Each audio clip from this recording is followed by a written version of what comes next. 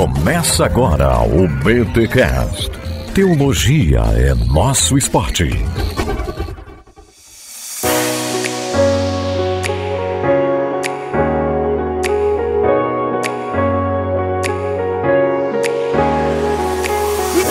Muito bem, começa mais um BTcast de número 529. Eu sou o Rodrigo Bibo e a igreja não tem uma missão. Uau, vocês vão entender isso aí. Agostinho. Eu sou o Cacau Marques e o evangelho está sempre à nossa frente. Boa. Tipo Maria, né? Maria passa na frente. Nossa. E eu sou o Vitor Fontana e muito integral faz acontecer o que aconteceu comigo agora há pouco. Ai, meu Deus do céu, estamos aqui em mais um BTcast e esse chega até vocês graças à editora Vida, que tá lançando um livraço sobre missões. Sejam minhas testemunhas. Você que tá ouvindo o podcast, vai lá no YouTube ver a capa, tá? E esse livraço da editora Vida que tá chegando agora, e gente, realmente uma boa teologia da missão. E eu chamei aqui dois brothers, o Vitor e o Cacau, pra gente conversar um pouquinho sobre essa temática da missão da igreja, o evangelho, ser minhas testemunhas, fazer missão. Ó, o pessoal que tá no YouTube tá vendo a capa. Vamos lá, gente, vamos para os recados paroquiais.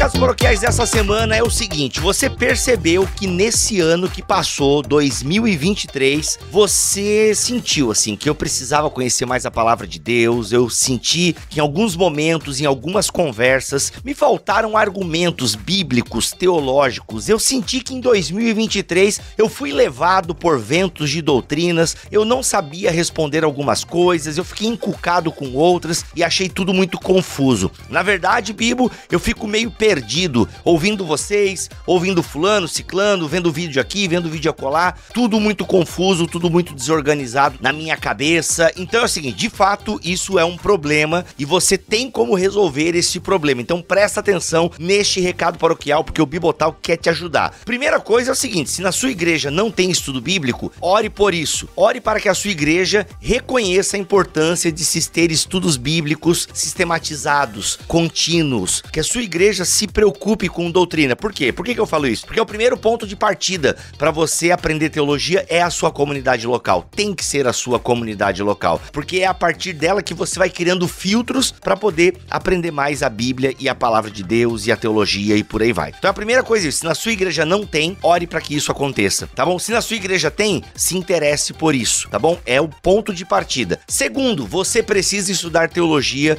com pessoas que amam a igreja e amam teologia. Claro, e acima de tudo, amam a Deus e ao próximo. Então você precisa estudar com pessoas que amam teologia, que amam estudar, que se preocupam com a teologia, com a forma com que ela é feita, transmitida, e pessoas dialogais, pessoas que não são encaixotadas, mas pessoas dialogais que respeitam a opinião e a postura de outros. Eu quero te dar dois caminhos aqui nesse recado paroquial. O primeiro é o seguinte: se você procura um curso reconhecido pelo MEC, diploma é uma coisa importante para você, e você quer uma faculdade reconhecida pelo MEC, com bons professores, que tem tradição, que tem história no mundo da teologia, você vai estudar na Fabapar. O bacharelado 100% EAD reconhecido pelo MEC está com as matrículas abertas, tá bom? Ou seja, você vai ter um curso já todo pronto, um bacharelado 100% EAD com nota muito boa do MEC e com bons professores. Você vai estudar na Fabapar. Como? Você vai clicar no link que tá aqui na descrição deste BTcast e vai usar o cupom BIBOTALK. Isso vai te dar um desconto aí para você ingressar nesse bacharelado em teologia EAD, 100% EAD da Fabapar. Galera, 4 anos de duração, curso já montado, sempre melhorando, ou seja, eles estão toda hora aperfeiçoando a plataforma deles, o atendimento aos alunos. Inclusive, eu recebo feedback dos alunos que estão estudando na Fabapar por indicação minha e eu passo tudo para eles, eles ouvem, eles atendem. Tá bem legal, estão reformulando a pós-graduação com várias coisas legais também, estão reformulando o bacharelado bacharelado em teologia. Então, galera, quer estudar teologia reconhecida pelo MEC, um curso de 4 anos, uma carga horária aí de 3.440 horas? É na Fabapar e você vai usar o cupom Bibotalk. Bibo, não me sinto seguro para encarar já 4 anos de faculdade. Então você vai fazer o quê? Vem estudar teologia com o Bibotalk. Nós temos a Escola Bibotalk de Teologia, que não é um curso reconhecido pelo MEC, a gente não dá diploma. Se você quiser, a gente faz um diploma para você, mas ele não vale nada perante o Ministério da Educação. A EBT é uma escola de introdução. A EBT, ela quer apresentar o rico universo da teologia e nós ainda estamos em formação. Nós já temos mais de 100 aulas gravadas, nós temos mentoria ao vivo de 15 em 15 dias, nós temos um grupo no Telegram, sorteio de livros, enfim, Cacau e Bibo tendo aula toda semana, tá bem legal. Então nós temos módulos já publicados, mais de 6 módulos publicados, mais de 100 aulas, tem aula toda semana e mentoria ao vivo, quinzenalmente, fora sorteio de livros que a gente faz quinzenalmente também. A EBT é para quem tá começando, para quem quer ter uma ideia, para quem quer sentir o solo. A EBT é para quem gosta do Bibotalk e quer aprender com a galera que faz aqui o Bibotalk, tá bom? E o link também tá aqui na descrição deste BTcast. Vai vir a Black Friday. Bibo, vai ter desconto na Black Friday? Vai ter. A gente vai dar desconto no plano anual. Se você quiser fazer o plano anual, segura um pouquinho que a gente vai dar um desconto no plano anual. No plano mensal, a gente não vai dar desconto porque já tá um preço absurdo de barato por tudo que a gente oferece, tá bom? Então aí as opções para você sair da mediocridade teológica e poder caminhar nesse universo lindo que é a teologia. Os links estão aqui na descrição do BTcast 529, tanto em bibotalk.com como também no YouTube, tá bom? É só digitar BTcast 529 no Google que você vai chegar na postagem do site ou no YouTube.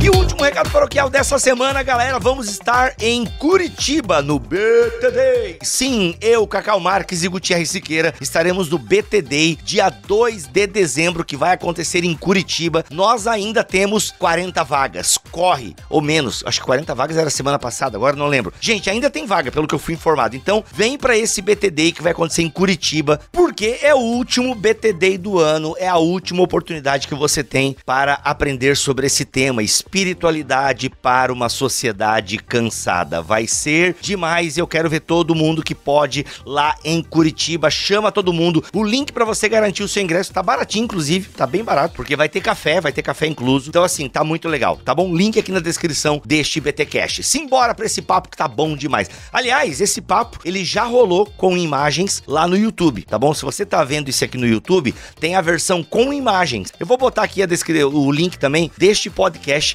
que ele aconteceu com imagens em outubro. E a gente tá soltando com áudio agora em novembro. Bibo, tá faltando conteúdo que tá reciclando, é? Ô, seu falador, primeiro, se a Disney recicla conteúdo, quem sou eu para não reciclar? Segundo, o contrato que eu tinha com a editora Vida, ele era para outubro, só que eu já tava com muitos podcasts em outubro. Então, eu soltei uma live no canal e agora o podcast, porque alcança muito mais pessoas, tá bom? Conteúdo sobrando, graças a Deus. Mas a gente tem que priorizar, às vezes, os conteúdos patrocinados. Por quê? Porque são os patrocinados, são as pessoas que pagam para anunciar aqui no BTcast, que garante que você tenha o seu podcast de Bíblia e Teologia toda semana. Não só um podcast, porque terça-feira tem BTcast e sexta-feira tem BT Papo. 2 podcasts gratuitos por semana e com a qualidade que você conhece. Então alguém precisa pagar essa conta. Louvemos a Deus pelos patrocinadores. Ah, você quer patrocinar? Manda um e-mail para contato@bibotalk.com.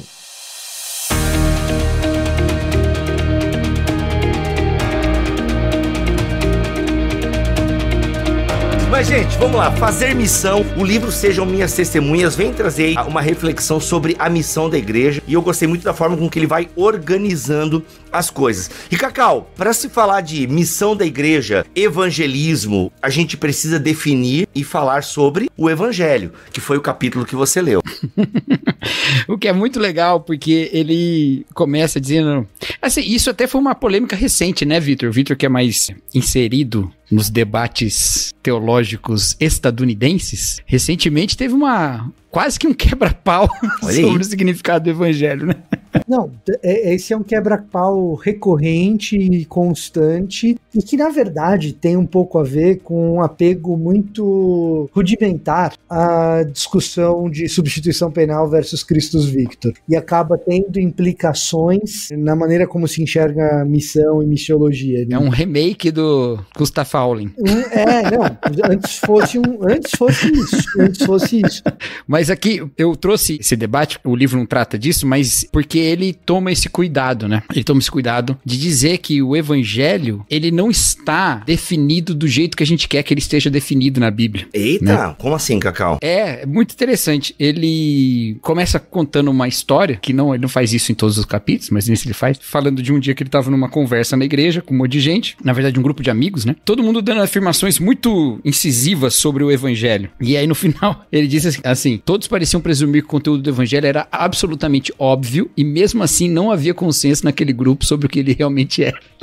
Cara, como essa discussão então é importante mesmo, né, cara? Exatamente. Ele cita algumas aqui, deixa eu ver, das coisas que foram ditas, por exemplo, amar o próximo, a salvação, várias coisas que ele coloca assim, que as pessoas disseram nesse dia, né? Várias opiniões diferentes. Porque realmente a gente, quando olha na escritura, a gente vê a palavra evangelho sendo usada várias vezes e de maneiras diferentes, com aplicações diferentes, em lugares diferentes, né? Ainda que todas elas tenham alguma coisa em comum. Então, por isso, ele usa essa frase de um professor dele, que é com a qual eu abri o BTcast, que é o evangelho está sempre à nossa frente, né? Porque a cada momento o esforço teológico é olhar de novo para o evangelho, olhar de novo para a escritura e tentar compreender de novo como essa notícia se manifesta nesse tempo e como que a gente pode dar respostas a partir disso, que é o evangelho que ainda não está terminado. Ele usa essa expressão também, o evangelho não está terminado, porque a obra de salvação de Deus continua acontecendo, né? Eu achei muito interessante esse cuidado que ele tem, né? Ousado.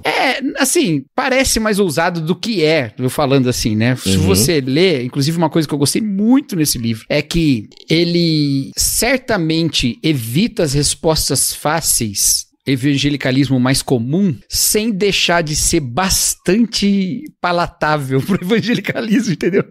Então... Não, sem deixar de ser evangelical. Perfeito. Eu não quis usar essa palavra, porque como eu não conheço o autor muito profundamente, eu não quis atribuir pra ele que eu não sei a tradição dele, mas realmente, assim... Mas é isso, sem deixar de ser evangélico em alguma medida, entendeu? Talvez a ideia não seja de um evangelical típico da Southern Baptist Convention, mas certamente dentro da tradição evangelical que abrange uma SBC, mas que abrange também um John Stott, mas que abrange também um Tim Keller. Perfeito. Que abrange também o N.T. Wright, mas que abrange também o John Piper, entendeu? É certamente uma obra que está dentro da tradição evangélica. Não é uma obra que estaria dentro de uma tradição ortodoxa do leste, entendeu? Ortodoxa oriental, ou mainline, entendeu? E não foi à toa que eu soltei um perfeito quando você falou de John Stott, porque mais de uma vez eu lendo esse livro, eu lembrei das obras de missiologia do John Stott. Ele lembra muito Stott. Ele lembra Stott demais, e nessa questão que você está falando do evangelho, Cacau, tem uma situação interessante aqui, que é o seguinte, o texto bíblico mesmo trata como evangelho algo que escandaliza o evangélico médio. E eu acho que essa é a grande questão. A gente está acostumado a se escandalizar com o que o Novo Testamento trata como evangelho. Essa talvez seja a questão. Por quê? Porque a gente está acostumado a pensar que evangelho é igual a plano de salvação. Me parece que o diagnóstico é esse. Eu não sei se é isso mesmo, mas me parece que o diagnóstico é esse. A gente tem esse costume de fazer uma equivalência entre evangelho e plano de salvação. E o planinho de salvação que você aprendeu, seja ele qual for, de 4 leis espirituais, de cores, de jeito de evangelizar que você aprendeu, não tá errado. E não é ruim. É ótimo. Só que ninguém evangelizou assim no Novo Testamento. Exatamente. Ele sempre é uma colcha de retalhos de versículos. Se você for pro texto bíblico, você não encontra esse plano de salvação na boca de Paulo de maneira coerente, assim, ele pega um capítulo de Paulo e fala o plano de salvação. Você não vai conseguir fazer isso. Você vai precisar recortar de Paulo várias passagens, recortar dos evangelhos várias passagens para chegar no tal do plano da salvação. E aí, quando Jesus vai descrever evangelho com parábola, por exemplo, a gente entra em parafuso muitas vezes. Ou quando Paulo vai pregar o evangelho, dizer o que é evangelho em Romanos, por exemplo, exemplo, ele gasta 16 capítulos para isso. Inclusive, a gente baseia muito a nossa forma de evangelização, isso aí não tá exatamente no livro desse jeito, mas a gente baseia muito a nossa forma de evangelização em textos que não são evangelísticos. São evangélicos no sentido de que falam do evangelho, mas não são evangelísticos. Por exemplo, Paulo escrevendo aos Romanos, ele estava escrevendo para os crentes, né? Os discursos evangelísticos a gente encontra em Atos, quando está sendo testemunhado um evangelho para pessoas que não conhecem a Jesus, né? E nenhum deles articula com 4 leis espirituais.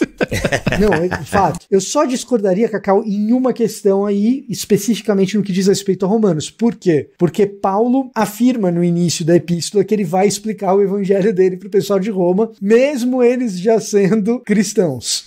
Isso. O que eu quis dizer é assim, ele não estava no intuito de levar ninguém à conversão, para usar essa palavra, entendeu? Exato. E isso também escandaliza muitas vezes a gente, porque a gente acha que o evangelho é um instrumento de conversão.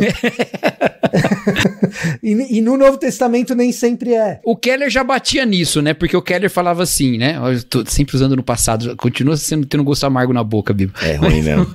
O Keller já falava assim, a gente acha que o evangelho é só comecinho, né? Isso, exatamente. Não é a vida toda. Exatamente. Uma das coisas que eu faço, às vezes, no ambiente de seminário, de universidade, quando eu sou agraciado a lecionar Lucas e Atos, eu já fiz isso em algumas instituições diferentes, e eu tenho a chance de dar trabalho, aí ó, se você for meu aluno no futuro, você já sabe, você já começa a fazer a prova agora. Eu peço para a pessoa pregar o evangelho a partir do evangelho de Lucas. Você vai me dizer o que é evangelho e proclamar o evangelho só com o evangelho de Lucas. E aí, cara, porque Lucas entendia que o seu evangelho era uma obra completa que continha o evangelho de Jesus Cristo. Exato. É a proposta dele, inclusive, né? É a proposta dele para Teófilo. Então, se Lucas entendia isso, você deve ser capaz de pregar o evangelho só com o evangelho de Lucas. Exato. E então, eu quero que você me explique o que é o evangelho, como Lucas explica o evangelho, como você falaria isso para uma pessoa. Geralmente, eu peço isso para os alunos. Eles conseguem fazer, mas aí eles percebem o quanto essa tarefa é difícil. Pergunta pro professor Vitor, se você fizesse isso com o evangelho de Mateus, seria mais difícil? Eu tenho a impressão de que seria. É mais fácil de encaixar os padrões típicos do que o evangélico já imagina que é o evangelho. Você acha? Porque Lucas fala pouco, fala menos do que Mateus sobre salvação como vida eterna ou coisa do gênero. Porque a ênfase dos discursos de Jesus, pesada em termos práticos, né, me parece tão distante dessa nossa pregação mais protestante evangelical, assim. Sem dúvida, mas o fato de Mateus ter em si mesmo uma carga um pouquinho maior escatológica, de fim, faz com que a gente consiga encontrar passagens em Mateus que aliviem um pouco mais a barra do cara que vai fazer esse trabalho. É verdade.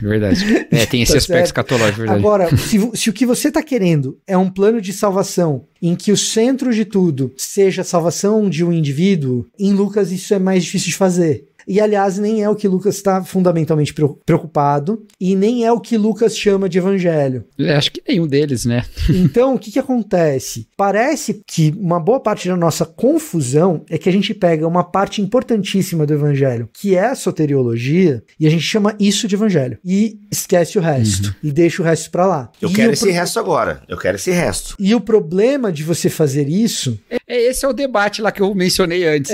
E o problema de você fazer isso é que necessariamente a implicação disso é que a boa notícia é antropocêntrica. Que página que é essa aí, Cacau? 87. Cara, eu tô exatamente nessa página aí. Eu tô lendo o último parágrafo aqui, não sei que parágrafo você tá lendo. É o mas o último parágrafo... Penúltimo. Cara, essa página 87, então, é uma página premiada, porque essa ideia da reconciliação que ele coloca aqui, ó, introduz em nosso conceito de evangelho toda a amplitude da intenção de Deus. Ou seja, o que significa salvação nesse lance, né? Salvação como um conceito muito mais amplo, a reconciliação como algo muito mais amplo do que ser amigo de Deus e ter paz com Deus, que é também. Aí ele continua dizendo o seguinte, que amplitude que é essa? Da intenção de Deus para a sua boa criação, sua ordem, sua justiça, sua adequação de recursos para todas as criaturas de Deus. Um evangelho de reconciliação deve ser um evangelho que se torna político e social. Gente, eu quero que a gente explique isso aqui. Político e social, porque o corpo político e social é uma parte da criação feita por Deus e incluída em sua definição distribuição da bondade pretendida. Dito de forma muito direta, isso significa que é uma preocupação evangélica lidar com a fome, porque a criação de Deus é suficiente e se administrarmos e cuidarmos dela adequadamente. Ou seja, ela é suficiente se a gente cuidar adequadamente. É uma preocupação evangélica lutar contra a injustiça e a opressão, porque a criação de Deus é marcada por uma boa ordem que exclui a exploração de uns pelos outros e espera que todas as criaturas experimentem a bondade de Deus em todas as dimensões da vida. Mano, a galera pira. Exatamente. E faltou falar uma coisa, que é o seguinte, ele disse, antes dessas afirmações básicas, ele diz que o que ele pretende é fazer uma teologia modesta do evangelho. O que é uma teologia modesta? É uma teologia que não fala mais do que deve, fazendo afirmações de plenitude do evangelho que não dão conta do que o evangelho é, mas também não falando menos do que o evangelho fala, né? Então por isso que ele faz essas afirmações resumidas. Mas a parte que eu mais gostei foi a hora que ele falou do tempo do evangelho, que ele diz que o evangelho é o passado, o presente e o futuro da salvação. Então ele diz que tem um aspecto passado do evangelho, que é o aspecto da obra realizada em Jesus, como sendo uma notícia e uma boa notícia, né? Isso tá feito. A notícia chega depois do fato, né?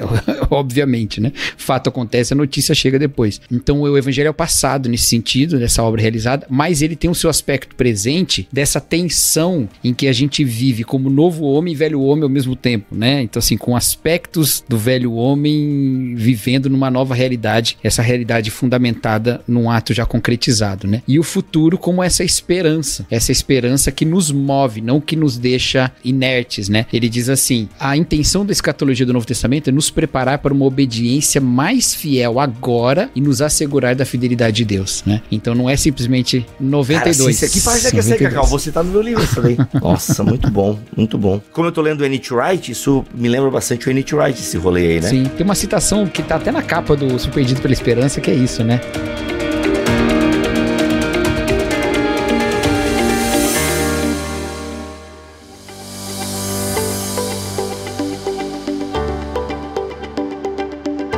Vitor, queria entender um pouco mais esse lance aí, porque algumas pessoas não gostam disso, né? Essa ideia assim de, cara, ele tá misturando evangelho com obra social. Algumas pessoas fazem esse tipo de crítica, né? Olha, o pessoal tá lendo Isaías, o pessoal tá lendo Lucas 4 e já aplicando a questões sociais. Isso não é evangelho. A gente tem pessoas falando isso.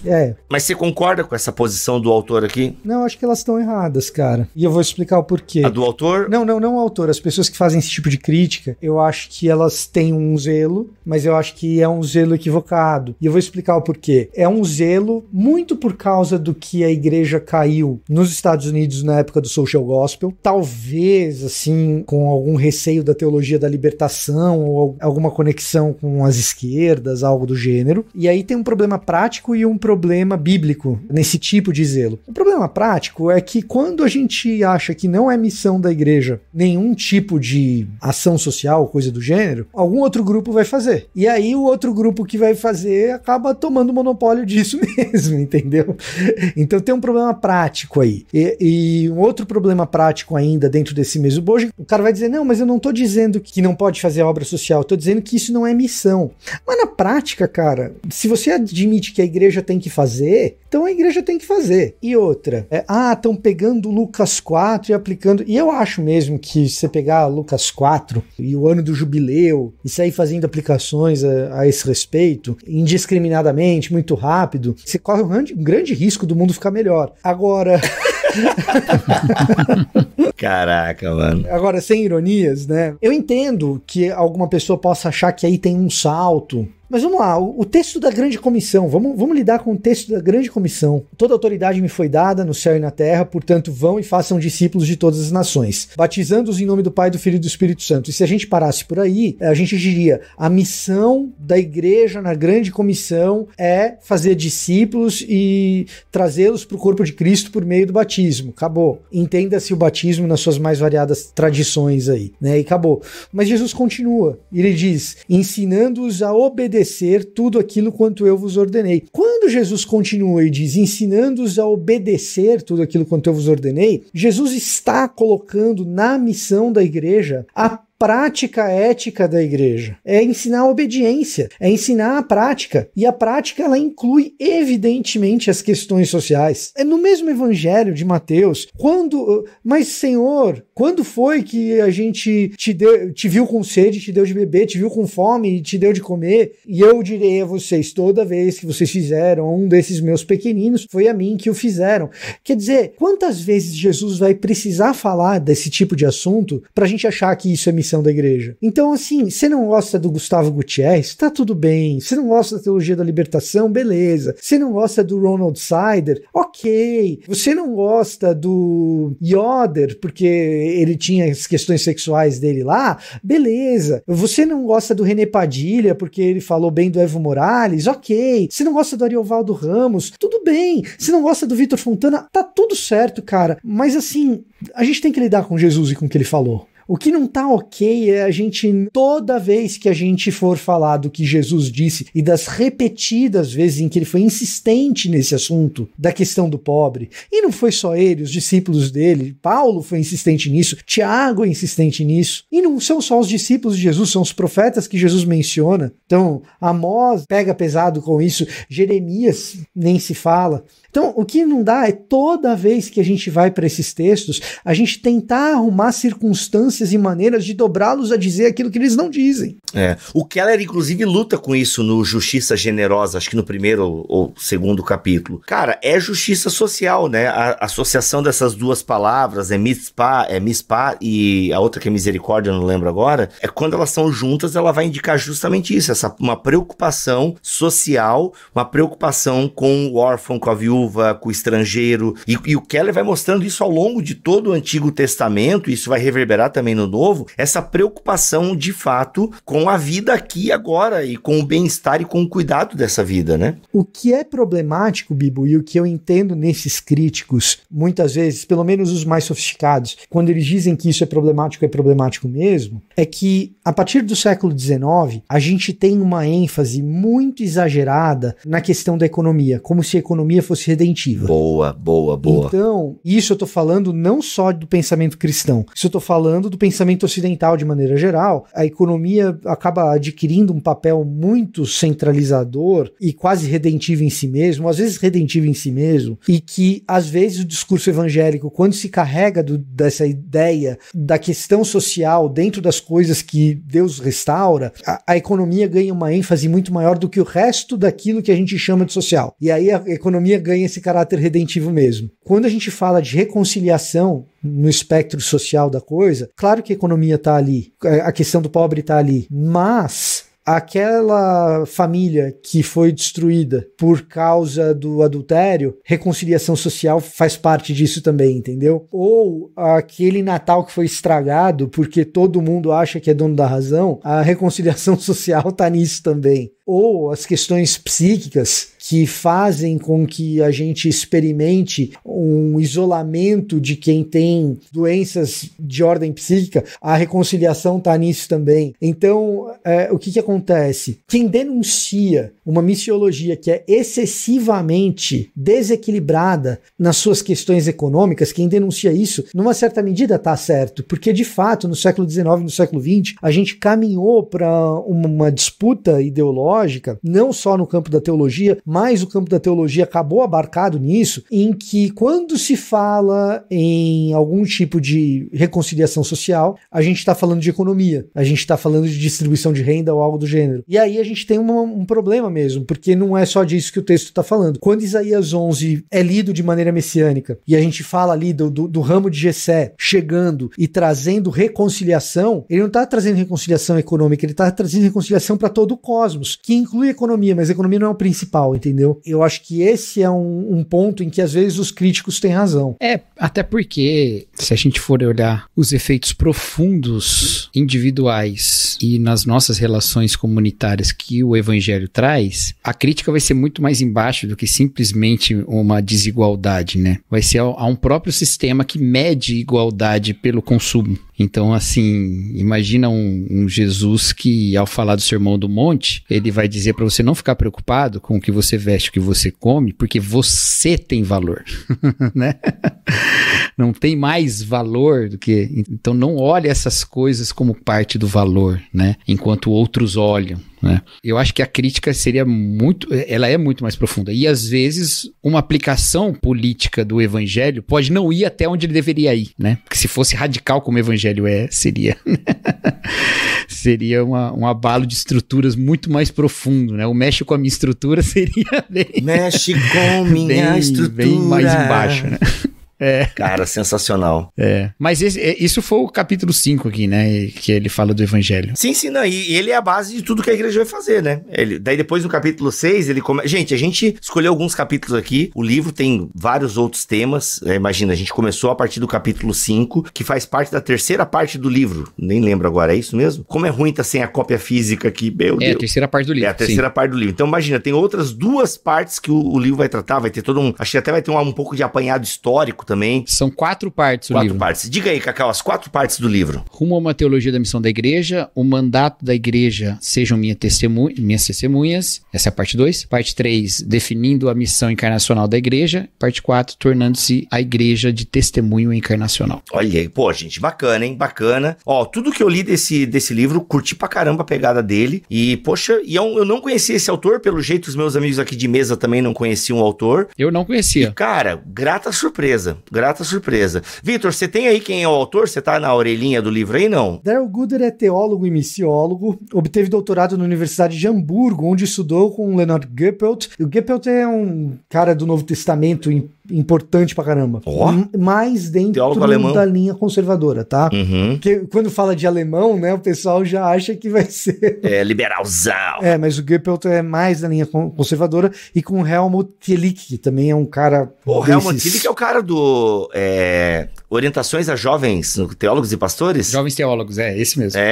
Sensacional. Então, ele é reitor de assuntos acadêmicos do Seminário Teológico de Princeton, professor de teologia missional. Serviu como pastor de extensão estudantil e como membro do corpo docente do Carishchow College, na Igreja Luterana Alemã de... agora ia precisar do Alex aqui, porque eu não vou falar esse nome, dessa Igreja Luterana Alemã. Seus escritos e ensinos enfocam a teologia da Igreja Missional, e especialmente as implicações teológicas da mudança de paradigma para o pós-cristianismo como contexto para a missão cristã no Ocidente. Gooder serviu como secretário-tesoureiro da Sociedade Americana de Missiologia e foi seu presidente entre 2007 e 2008.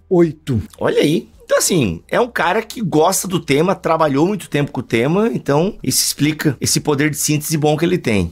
E é bom dizer, pra quem nunca leu um livro de missiologia, deixa eu falar uma coisa pra vocês aqui. Nós não estamos falando de uma área secundária da igreja, viu, gente? Eita, Cacau. É importante dizer isso. Destaque. A reflexão de um novo paradigma missiológico a partir da década de 90, mas com as raízes lá atrás, né? O Vitor é que é o especialista nesse assunto, eu vou jogar aqui.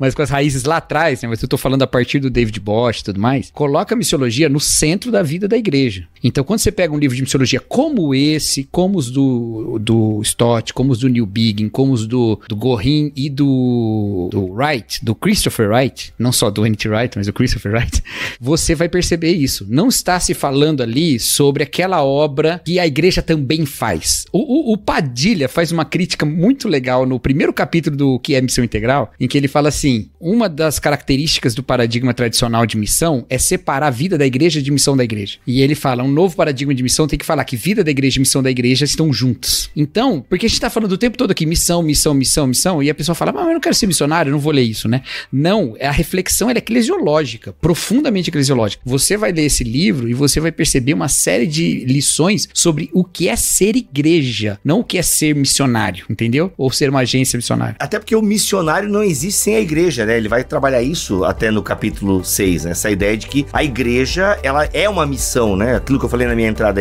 a igreja, ela não está em missão, ela é a missão de Deus, né? Na Terra. E é por isso que o missionário, ele é a igreja. Quem é a igreja é missionário. Isso é bem claro, isso.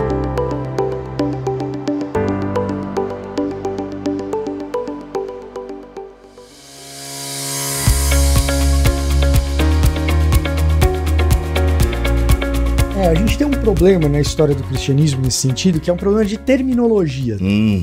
Por que é um problema de terminologia? Porque se você for falar em missões com esse nome, isso tá ligado ao surgimento das expedições medievais, tá? Que a igreja fez, que a igreja cristã fez. Tanto as expedições mais, vamos dizer assim, piedosas e cristocêntricas, quanto aquelas que historicamente a gente critica. O nome missões é muito ligado, historicamente, né? O surgimento desse nome missões, que está relacionado a envio, a palavra missão, ela está relacionada a envio, ela surge nesse contexto de expedições. E aí você pode falar de uma expedição como, por exemplo, a expedição de Patrício para a Irlanda, que até hoje a gente comemora o St. Patrick's Day, né? Dia de São Patrício, da evangelização irlandesa, que tem esse contexto de expedição missionária, certo? Que é algo que com esse nome no começo da igreja você não encontra, é uma coisa mais medieval mesmo, e que ganha corpo, sim, com departamentos da igreja. Francisco de Assis liderava um departamento da igreja, que era responsável por esse tipo de envio, por exemplo, tá? Evangelismo de pets, brincadeira.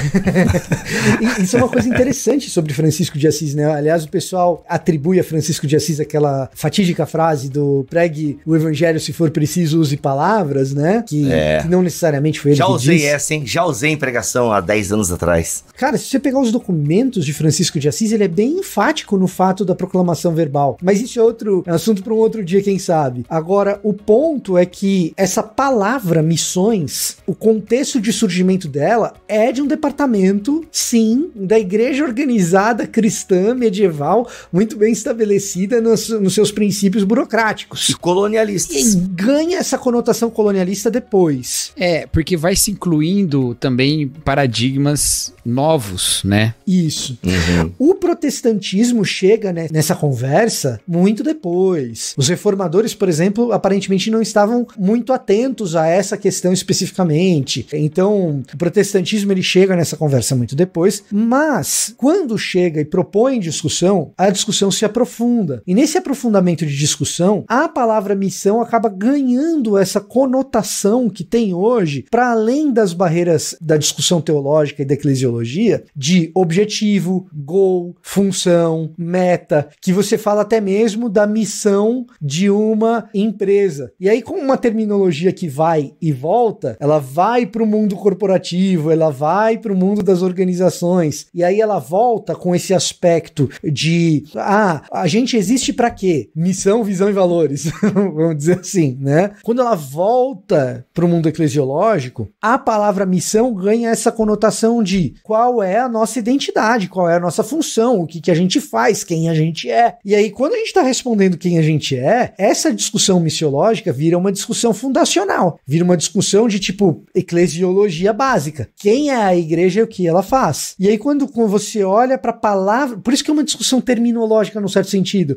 E aí, quando você olha para a palavra missão debaixo desse prisma, que é um prisma do século XX, aí você vai reler o passado, você tem uma certa dificuldade. Você vai reler o passado a partir desse paradigma, você vai ter uma certa dificuldade em entender como estava funcionando a cabeça do povo, porque eles vão chamar essa discussão por outros nomes. Eles vão chamar isso de eclesiologia, talvez. E a eclesiologia medieval, ela tem contornos muito complexos para a gente entender hoje como a coisa funciona. Você tem uma certa identidade entre igreja e reino, por exemplo. Então, assim, a eclesiologia medieval, ela tem contornos muito difíceis. A eclesiologia do Renascimento, até o começo do século XX, ela é inteira colonialista. Se você pegar a missiologia alemã, uma das grandes questões do surgimento da tal da neo-ortodoxia é olhar para a missiologia alemã e enxergar na missiologia alemã um empreendimento ariano neocolonialista. Exato.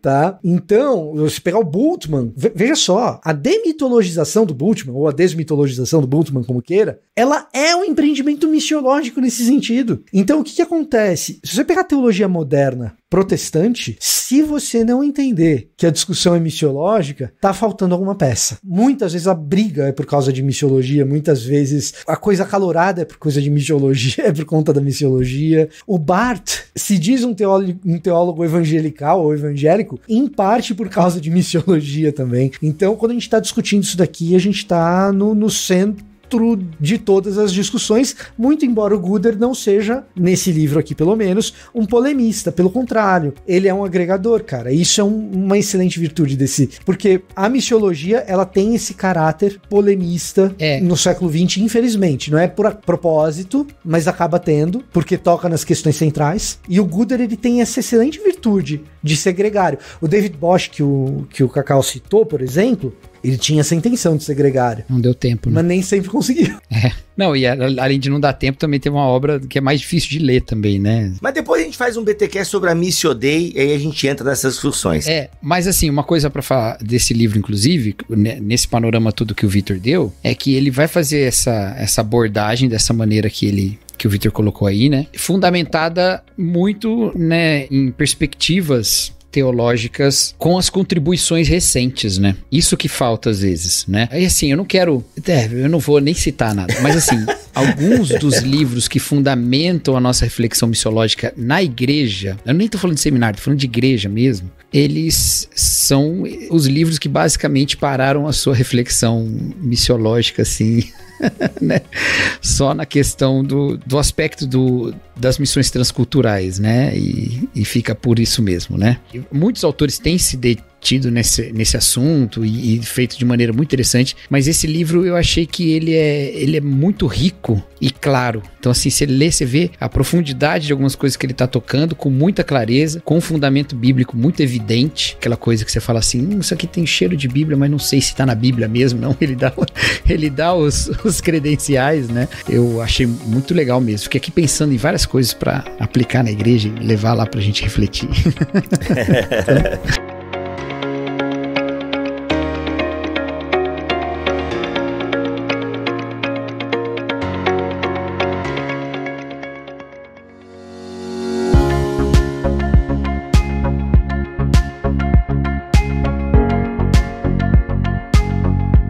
Gente, pra gente até caminhar pro final, né, desse nosso papo aqui, eu queria pensar um pouquinho, e acho que tem esse problema da igreja. Ele vê muito a igreja como aquela que capacita, né, os seus membros a se tornarem aquilo que Deus já planejou, por assim dizer, tornar-se aquilo que já são. Ele trabalha com essa ideia, né, do tornar-se aquilo que já são, porque Deus pensa uma comunidade missionária, Deus pensa uma comunidade de testemunhas, e até ele fala o seguinte, a palavra mártir ganhou muito uma conotação muito heróica, né, os mártires e tal, quando na verdade todos nós deveríamos ser mártires, né, ou seja, testemunhas. Eu queria pensar um pouquinho agora que vocês desenrolassem essa ideia da igreja como uma incubadora de virtudes. Eu sei que isso não é dele, é de outro livro, mas a igreja como essa incubadora, esse grupo de irmãos, de irmãs, essa comunidade de pessoas que estão focadas num propósito, que estão focadas num objetivo, né, numa vida, por assim dizer. Eu achei muito legal essa ideia que ele vai trabalhando o modelo de comunidade que se entende como mártir, né, que se entende como testemunha. A questão aí, Bibo, pra mim, pelo menos, lendo o livro e fazendo aqui as minhas confabulações, é mais ou menos o seguinte: se você prega uma mensagem abstrata, desencarnada, uma mensagem racional, um mero conjunto de argumentos, o que você está pregando, na melhor das hipóteses, se bem feito, é a mensagem do evangelho. Agora, o evangelho propriamente dito é uma boa notícia que se concretiza e que é observável. Essa observação do evangelho se concretizando na realidade é o que faz um testemunha. Boa, a pessoa que testemunha o evangelho acontecendo. Então, quando se proclama algo, proclama-se algo que se viu concretamente acontecendo. Então você proclama um evangelho que entra no mundo de fato e que tem um grau de concretude. Ao proclamar algo que entra na realidade de fato e que tem um grau de concretude, pessoas que ouvem essa proclamação experimentam o evangelho, e ao experimentarem o evangelho e se renderem ao senhorio de Cristo, ouvirem a mensagem, elas experimentam o evangelho ganhando concretude nas suas próprias vidas. E de novo você entra numa espécie de ciclo virtuoso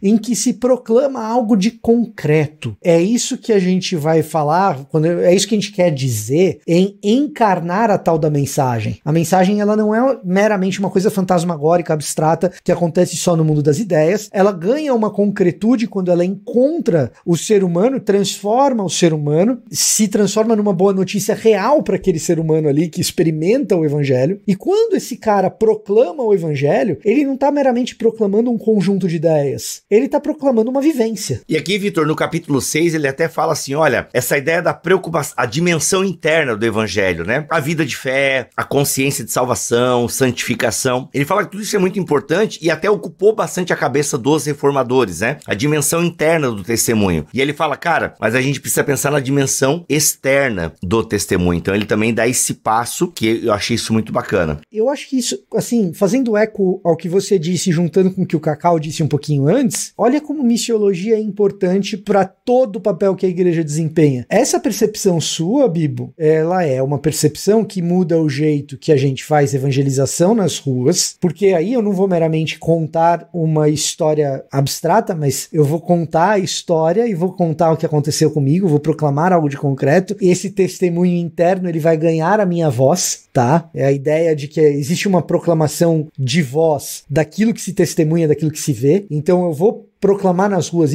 isso vai alcançar a minha pregação. Então o que acontece? Olha só como aquilo que o Cacau estava falando a respeito da reflexão sobre missão tá no coração daquilo que a igreja faz. Isso muda, por exemplo, a pregação no domingo. A pregação no domingo que está preocupada com esse testemunho interno que vira proclamação querigmática, a pregação do domingo que tem essa preocupação, ela deixa de ser, por exemplo, um conjunto de dicas para que você faça coisas para viver melhor. Como você vai aplicar isso na sua semana, meu irmão? E tarará, tarará, tarará, aquilo que você faz. E ela passa a ser como Jesus transforma realidades, como o evangelho alcança espaços da sua vida, esses espaços são transformados, como ele alcançou esses espaços no passado e como a gente proclama isso hoje, o que é aquilo que Jesus faz na sua semana, o que é aquilo que Cristo faz na semana da igreja. E a aplicação deixa de ser um conjunto de regras morais para você seguir e passa a ser um conjunto de imaginações de como essa moral ganha vida por meio do Espírito Santo que Cristo realiza na vida da igreja durante a semana. Cara, isso muda a perspectiva completamente. A minha pregação fica muito mais cristológica e a igreja, no lugar de sair da pregação, se a igreja absorveu a pregação e o pregador não estragou a mensagem, que às vezes acontece, a gente é falho no nosso jeito de pregar,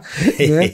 Se a gente não atrapalhou o trabalho do Espírito, a igreja, ela sai não com um conjunto de regras para viver melhor ou com uma ordem moralista para se sentir superior, mas a igreja sai em missão, ansiosa e desejosa de ver Cristo em ação durante a semana. Essa é a aplicação do sermão. A aplicação do sermão não é vá e seja um funcionário melhor da empresa, porque essa é a moral da história. Não, a aplicação é vá e veja Cristo agir na sua igreja, porque esse é o seu testemunho durante a semana. Muda completamente a perspectiva. Tá, mas peraí. Quero entender melhor. A pessoa ser um bom funcionário na empresa é uma coisa boa também, não é? Que agora eu tô com isso na cabeça. Que é. Não é uma forma de testemunhar. É, né? É uma forma de testemunhar também. Se você for... Já pensou se o Victor fala assim, claro que não, tem que ser péssimo. Faça o mínimo possível pra ganhar o máximo possível. Exato. Pô, aí virar político. Mas, claro que é uma coisa boa, mas se você for numa palestra motivacional secular, você não vai ouvir isso também? Exatamente. Não, mas vai ouvir isso, mas com compreensões diferentes, né? Com objetivos diferentes. Não necessariamente. Não, o objetivo de você ser um funcionário, de você enxergar seu trabalho. Mas não necessariamente, viu, Viva? Aí eu tô com o Vitor. Contra vocês dois eu não consigo, mas... Sabe por quê? Mas eu quero evocar o Tim Keller aqui. Evoca o Tim Keller.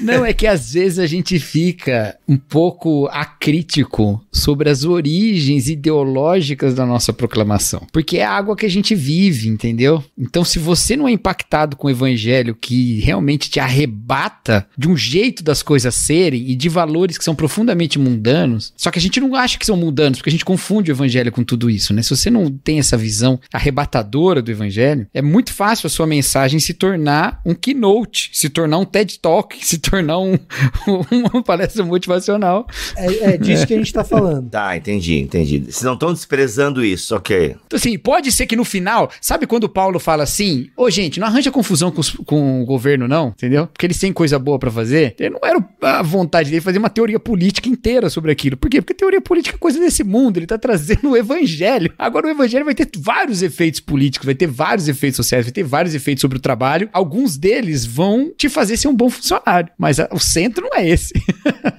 Não, ser o centro não, com certeza. Bill, pra ser claro aqui no que eu tô querendo dizer, a diferenciação que eu tava fazendo são entre duas pregações que podem acontecer na igreja. Em igrejas boas ou em igrejas ruins, dois tipos de pregação que podem acontecer na igreja. Uma delas, meramente tem um conteúdo moral em que você sai dela no domingo dizendo, eu tenho que ser um funcionário melhor. Outra delas, você sai do domingo, durante a semana, dizendo, eu faço parte dessa missão na qual eu vou ver Cristo transformar coisas, sendo um funcionário melhor. Existem essas duas pregações. Eu não tô dizendo que uma é mais frequente que outra. Exato. Ok, é isso aí que eu tô ensinando. Eu não tô dizendo que em um tipo de igreja acontece uma e em um outro tipo de igreja acontece outra. Eu tô dizendo que quando a perspectiva missional alcança a minha pregação, a pregação que eu vou acabar fazendo, se eu tô fazendo do jeito direito e se as pessoas estão entendendo direito, é o segundo tipo e não o primeiro. Ok, sensacional. É isso que eu tô dizendo. Concordo, muito bom. Eu não tô dizendo que toda pregação que a gente ouve é tudo moralista, não é esse o meu ponto. Talvez eu tenha dado isso a entender do jeito que eu tava falando, mas não é isso. Legal. Dentro do que você tava falando, Vitor, até quero ler aqui a página 122 do livro, estou com a minha impressão, já que a minha cópia física não chegou a tempo. Aliás, um abraço pros Correios. Não podemos separar ser testemunha de fazer o testemunho. Muito legal isso. A obediência cristã é um trabalho ativo no mundo, fazendo o trabalho que Cristo começou e seguindo suas instruções enquanto realizamos seu ministério. A tarefa diante da igreja cristã, hoje, depois de 20 séculos, é aprender a ler os 4 evangelhos como a capacitação do Espírito Santo para a igreja, com vistas a seu ministério no mundo. Devemos deixar de ver o relato dos ensinos e milagres de Jesus, suas parábolas de discursos, como demonstrações de sua divindade e autoridade, embora certamente o sejam, e lê-los novamente como um ensino detalhado e adequado sobre como viabilizar o ministério encarnacional. Os recursos da pesquisa do Novo Testamento hoje tornam o ensino do Evangelho disponível para nós com notável clareza. Podemos, de fato, descobrir muito mais sobre qual era a intenção original dos relatos do que as gerações anteriores sabiam. Ele falando até, comparando com o que os reformados... Por que reformado fala pouco, talvez, em missão, do jeito que a gente fala hoje, né? Mas essas descobertas são um desafio desconfortável, porque agora vemos que os relatos do Evangelho são uma convocação radical à obediência, um chamado revolucionário para servir a Deus no mundo, continuando a fazer a obra de Cristo como nosso testemunho dele. Deixa eu dar uma limpada de barra nos reformadores, rapidinho. Claro, por favor. Eu vou tomar 1 minuto para fazer isso. Muitas vezes se critica os reformadores por não pensar missiologicamente ou em missões. Se esquece que os reformadores estavam num período em que os seus aparatos eclesiais estavam muito no início. Então, Lutero estava lutando para que a igreja na Alemanha... Para ficar vivo. E para construir uma igreja. É muito embaçado. Isso aí que o Victor falou é perfeito, cara. O pessoal fala assim, pô, mas nessa época os jesuítas estavam indo pelo mundo. Sim, tipo, né, um pouco depois, né, como contra-reforma. Sim, cara, mas tinha toda a igreja católica, né? Exato. Então, assim, se você quiser colocar um peso maior em Henrique VIII na Igreja da Inglaterra, eu acho que até cabe. Vale a pena, ele merece. Tá. Anglicanos do mundo, me perdoem aqui por essa, tá bom? Ouvintes de BTcast. Mas assim, eu acho que talvez até caiba, porque a Igreja da Inglaterra, ela já vem com essa estrutura. Se bem que a Elizabeth é que vai dar o tapa, né? Porque o Henrique VIII mesmo... Sim. Agora, pensar em missões transmarítimas quando você tem huguenotes e católicos em disputa na França, quando você tem Genebra engatinhando para se organizar internamente, a gente pode fazer muitas exigências aos reformadores, mas essa me parece um pouco injusta. A gente pode ser exigente quanto ao antissemitismo, por exemplo, se a gente quiser. Essa é uma exigência absolutamente justa. Mas essa das missões eu acho que é exagerada, é meio fora de lugar. Eu acho que ela se equilibra com uma questão também que o Rusto Gonzalez destaca no livro dele, e eu tô citando só o Rusto Gonzalez, mas são 2 autores, é que eu não tô lembrando o nome do outro, do História do Movimento Missionário, em que ele fala que, apesar dos reformadores não estarem atentos a essa questão especificamente, sobre o testemunho pelo mundo, eles certamente certamente propuseram a doutrina que faria dos protestantes a força missionária que foi, ou que são, que é a doutrina do sacerdócio universal de todos os crentes, né? Isso realmente é revolucionário do ponto de vista missiológico. E exatamente até para essa reflexão futura do coração da igreja também, que tem uma raizinha aí também, entendeu? O papel do crente leigo, vamos dizer assim, não ordenado na igreja protestante, de início já toma um olhar diferente, né? Então, eu acho que equilibra um pouco essa conta. Boa. E fará também esse caráter missionário depois aparecer em outros movimentos protestantes e tal, né? Um ponto importante nisso, Cacau, já que você mencionou os jesuítas, né? E eu fiz uma acusação dos movimentos de missões até o século XX serem colonialistas ou neocolonialistas em alguns casos, é importante dizer que a formação da piedade interna de boa parte dos missionários transmarítimos ou transcontinentais, protestantes e alguns católicos ao redor do mundo, muitas vezes essa piedade interna e essa compreensão do evangelho colocou freios no projeto colonial, embora usasse o projeto colonial para estar onde se estava. Se você pegar a biografia, por exemplo, da Mary Slessor, missionária na Nigéria, que é uma dessas que o sacerdócio universal dos crentes carrega Mary Slessor para a Nigéria. Missionária presbiteriana, jamais seria pastora na Escócia, tá? Então, o sacerdócio universal dos crentes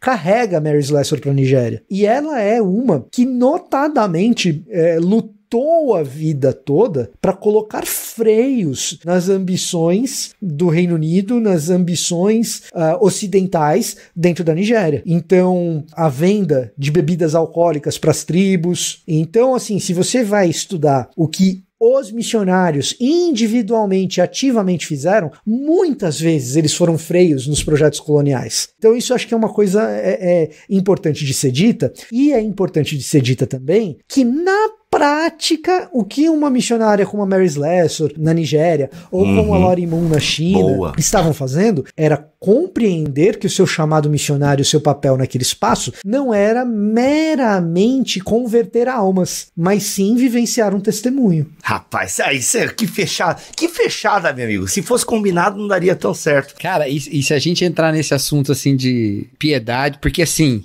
se a missão da igreja foi utilizada, muitas vezes, por empreendimentos de poder, certamente também, como tiro pela culatra das intenções colonialistas, também se produziu nesses frontes teologias profundamente transformadoras. Então, isso desde lá de trás, desde da colônia mesmo, né? Para falar do Bartolomé de las Casas, por exemplo, sabe? Mas se você cita mais pra frente, no período já industrial, né? Leslie Newbigin mesmo, né? Que vai e fala, eita, tem muita coisa pra mudar lá em casa.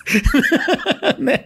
Então, porque o espírito tá operando, né, cara? Aí eu vou ser bem carismático nesse assunto, assim. O espírito tá operando, e tá operando nesses pontos, tá operando nessas ações, né? E ele não é domado, né? Ele não é domado. Então, realmente é por aí mesmo. Sensacional. Gente, muito obrigado, Vitor. Obrigado, Cacau, pelas reflexões. E fica esse livro aí, galera, que você não estava esperando, a gente não estava esperando, e a Editora Vida vem e lança Sejam Minhas Testemunhas, do Daryl Gooder. Olha só o livrinho, capinha minimalista. Muito bonita essa capa aí. Fazer um adesivo, uma camiseta, né, gente? Essa fica bem adesivo mesmo, é verdade. Aí, ó. Muito bom, gente. Sejam Minhas Testemunhas. Adquira esse livro pelo link que está aqui na descrição deste vídeo e também deste podcast em bibotalk.com. E é isso, a missão, a mensagem e os mensageiros da igreja. Daryl Gooder, no livro Sejam Minhas Testemunhas, da Editora Vida. Livraço, gostei demais. Cacau, vamos até conversar sobre esse livro em projetos que conversamos, que temos que conversar. Gostei da proposta desse livro, hein? Gostei da proposta desse livro. Boa ideia, olha aí, boa ideia. Vitor Fontana, sempre bom tê-lo aqui. Venha mais vezes. Vitor, teu canal tá funcionando? Tá postando lá? Tá, né? Legal, ó. Vitor Fontana no YouTube, teologia toda semana também. Cacau, tamo together daquele jeito, toda sexta-feira, BT Papo. E é isso, gente. É isso. Voltamos a semana que vem, se Deus quiser assim permitir. Fiquem todos na paz do Senhor Jesus. Valeu, galerinha!